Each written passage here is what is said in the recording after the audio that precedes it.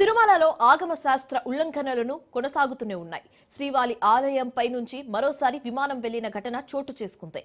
శ్రీవారి ఆలయ గోపురంపై నుంచి విమానం వెళ్లింది.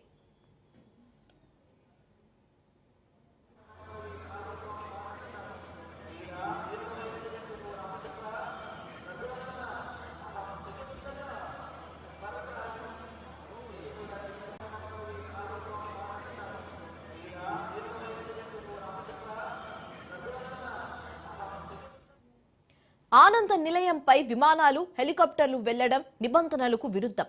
అయితే ఇలాంటి ఘటనలు తరచూ చోటు చేసుకుంటూనే ఉన్నాయి. తిరుమలను నో ఫ్లై జోన్ గా ప్రకటించాలని ఇప్పటికే టీటీడీ కేంద్ర ప్రభుత్వానికి పలుసార్లు విజ్ఞప్తి చేసింది. అయినప్పటికీ ప్రభుత్వం పట్టించుకోకపోవడంతో శ్రీవారి ఆలయపై నుంచి విమానాలు వెళ్తున్నాయి. భక్తుల మనోభావాలను దృష్టిలో ఉంచుకొని టీటీడీ స్పందించిందని వెంటనే చర్యలు తీసుకోవాలని భక్తులు కోరుతున్నారు.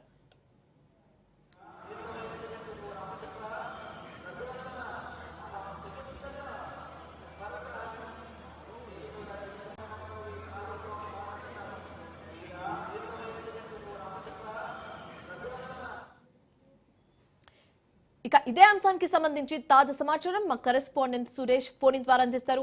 సురేష్, ఇలాంటి ఇన్సిడెంట్స్ ఎన్నోసార్లు జరిగిన కేంద్రానికి విజ్ఞప్తి చేసుకున్నా కూడా ఇలాంటి ఇన్సిడెంట్స్ కంటిన్యూ అవుతున్నాయి. దీనికి సంబంధించి మీ వద్ద ఉన్న పూర్తి డీటెయిల్స్ ఏంటి?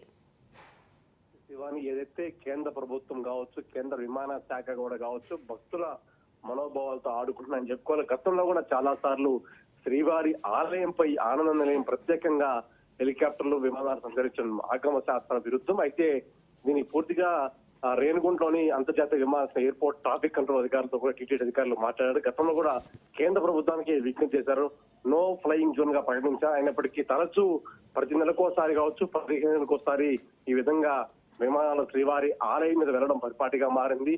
అటు భద్రత కావచ్చు, ఇటు భక్తుల్లో కావచ్చు భయాన్ని నెలకొందని చెప్పుకోవాలి.